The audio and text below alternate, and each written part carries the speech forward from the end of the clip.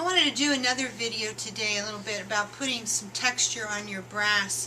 We've done a few in the past using the Cuttlebug machine that ProvoCraft makes along with their folders, and we've enjoyed a nice success with it, and I've really enjoyed seeing some of the work that you've done using the Cuttlebug machine.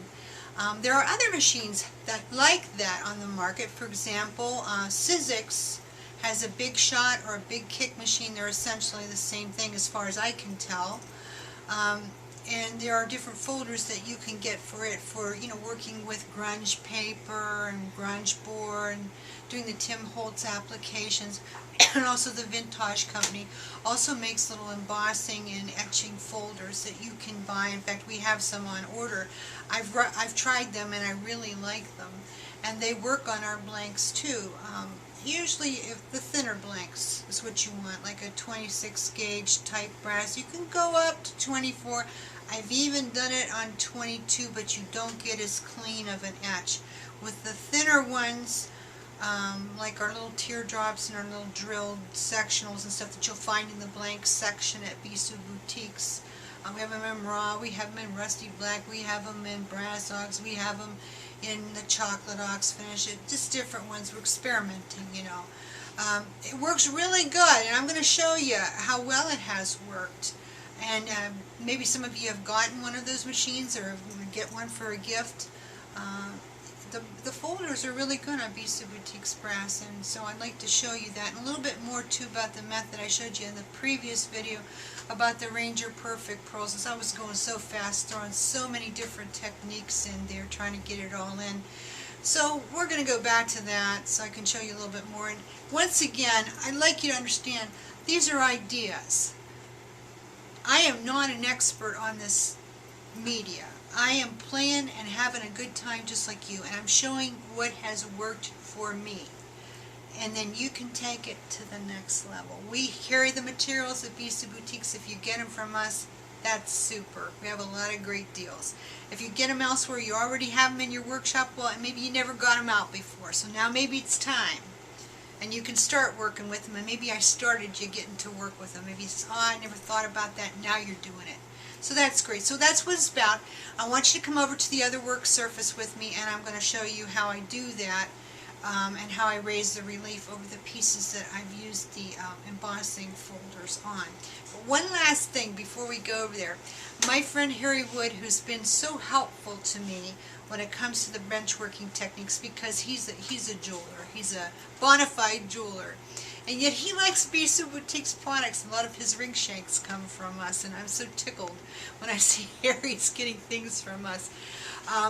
But Harry has gotten into raku pottery.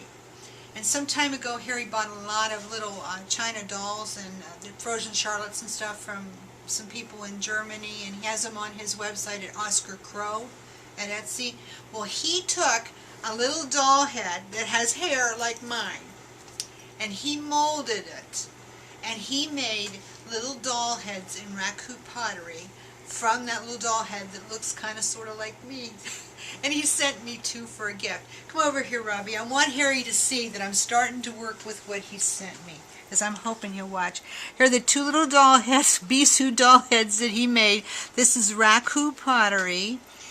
It's a very specialized procedure. I don't really know a lot about it except what it is when I see it. And I've put them on some chocolate ox hoops with a base at the top that we will have at the site soon. And Harry, when I get back from the hospital, which is going to be real soon, I'm going to add little charms and things, and in my next video I'm going to have these earrings on, because they're going to be dear to my heart. Thank you so much for thinking of me. That was so kind of you. So anyway, Rob, let's go over to the other work surface and let's talk to them about Ranger Perfect pearls.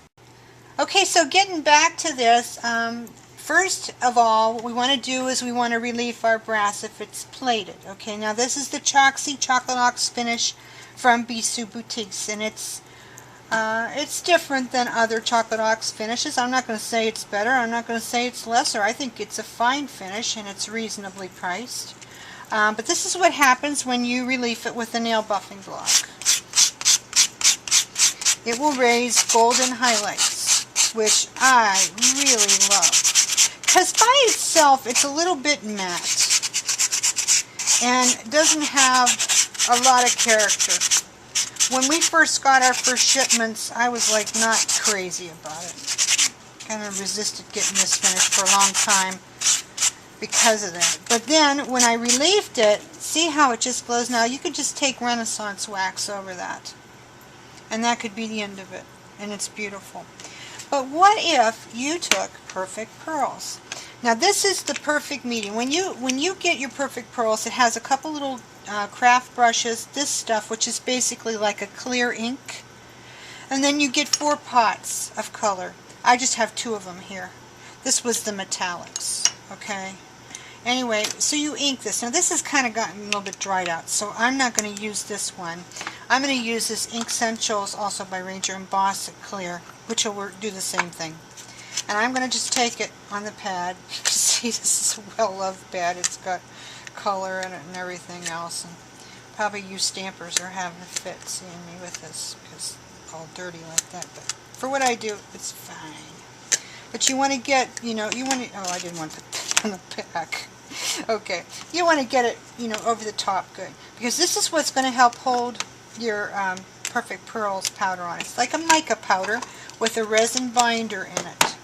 So you'll just take your brush and you'll just go into it dry. I've got a little copper in this, but I'm into mixed metals. What do I care? So I'm just going to dump it down into this gold here. And I'm going to go over it. And you can see it just kind of mellows this out.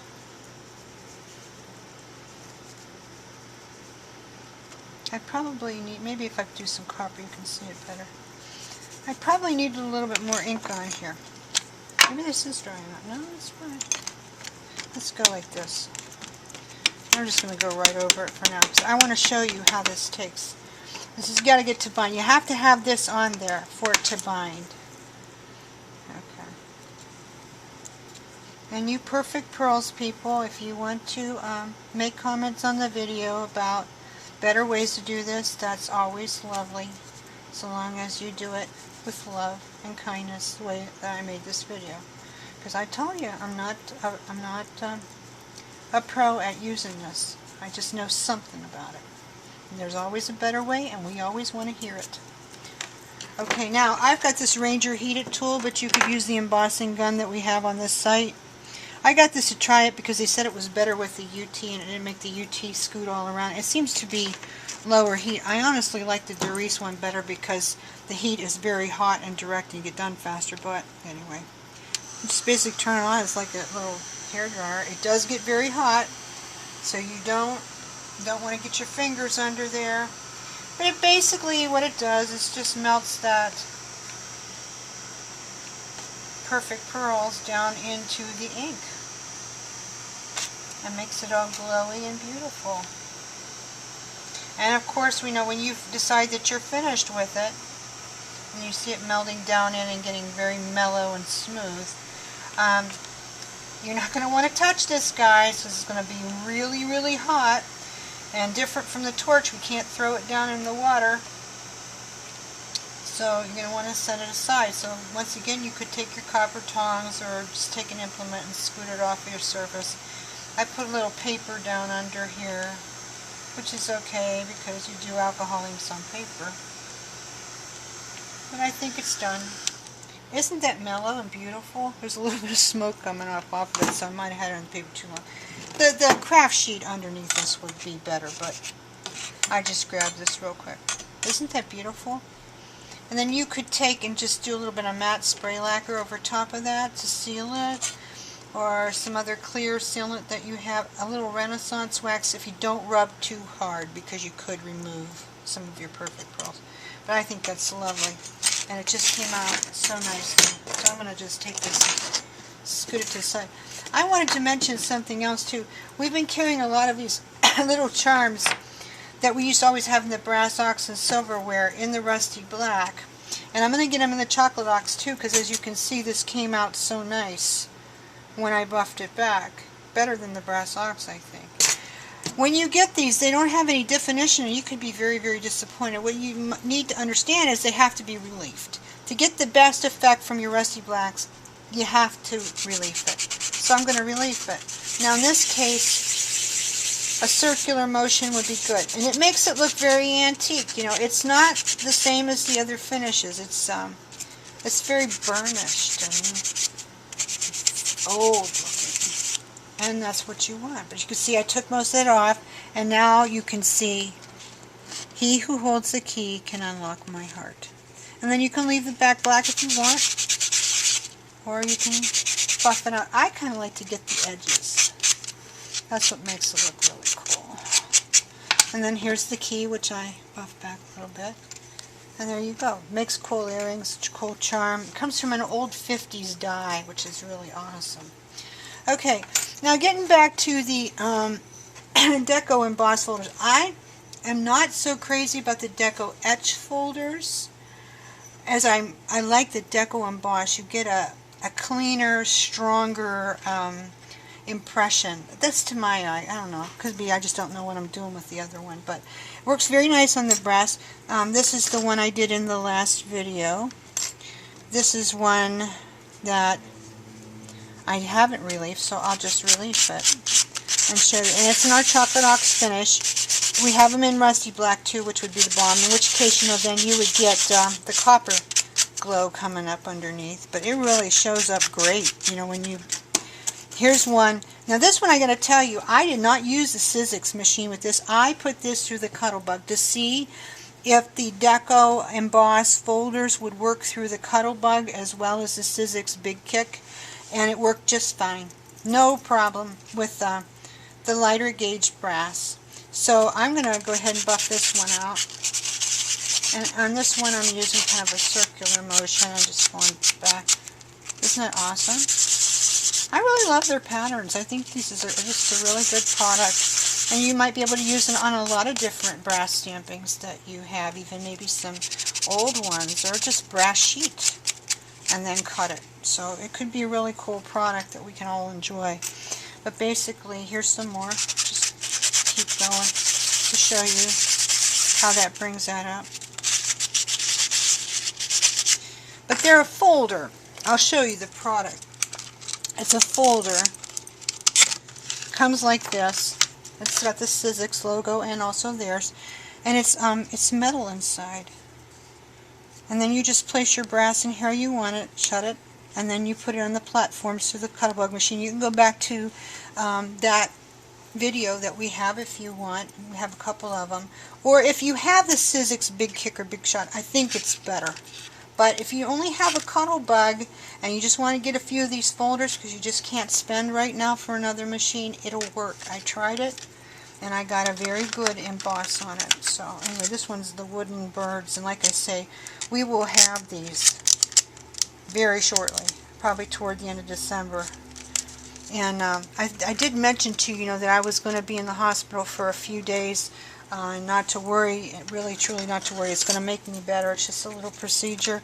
And the office will be open here and everybody's going to be here. I have a fabulous staff. Robbie's going to be here working hard, aren't you, Robbie? Yep. Yep, that's him. In fact, Rob's going to be doing my Facebook, so if it looks a little strange, it's a 21-year-old guy. There you go. There you go. But he will give you a status report on me, and as soon as I get back, you know me, you can't keep me down. I'll be in the office. You better believe it. Here's some little tags that we had from the site that just came in. And they come up really pretty. And then you could Renaissance wax them if you want. Or, if you want, what if we did some perfect pearls? So I'm going to take and put the ink on it. I'm just going to do one side. Although, I would probably do both sides to finish it and make it into jewelry. But I'm just going to do the one for now. And then I'm going to take the copper, because I think it shows up better. They make colors and perfect pearls and everything. We just have, I think, the metallics right now, but maybe next year we'll get some color. Gilder's Paste works good too, guys. Gilder's Paste is the bomb. So, there's so many ways to go. But maybe you got perfect pearls at your house and you need to use them up. So this is how you do it. Now I've got my little heated tool. Some might say, well, can't I just use my hair blow dryer? Well, I don't know. Tim Holtz isn't here for me to ask him. Maybe. This is really concentrated though. And an embossing gun is made for that purpose. And sometimes we can take tools and convert them, like, this thing here from the hair salon. We bought that. and we're using it on our metal, and that's fine. But other times you need the specific tool to do the job. And I think you probably need an embossing gun, whether it's the Ranger heated, which we don't carry. We carry the Doris. In fact, I think it's on sale right now. All good. It's all good. One more thing I wanted to show you was this little piece. This is a favorite of mine. It's a little iris. I've carried this for years, but now I have it in rusty black. Well, look what happens to iris when you... Ooh, she's a little bit hot from being where the thing was. Perfect curls. Etch her back. Or not etch her back, but emboss her back. Not emboss. Relief. Use the right word, Brenda. Okay. Now here's the neat thing about that. Do you see this one? I didn't relief this yet, but see how I turned the bottom? Now you have the coolest connector for your easy peasy earrings. So I'm going to show you how I do this.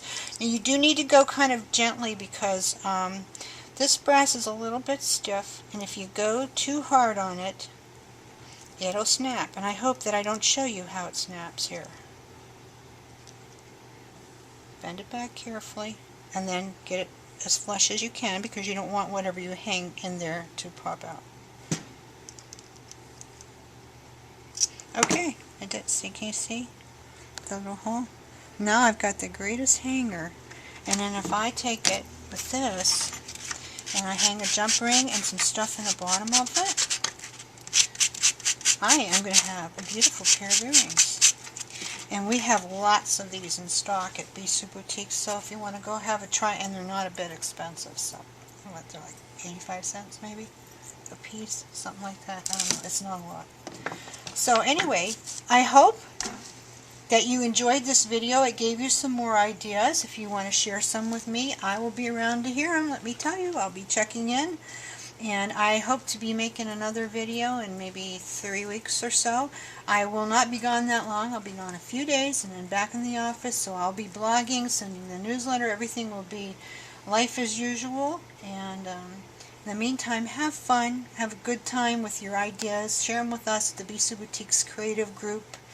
And keep those ideas coming.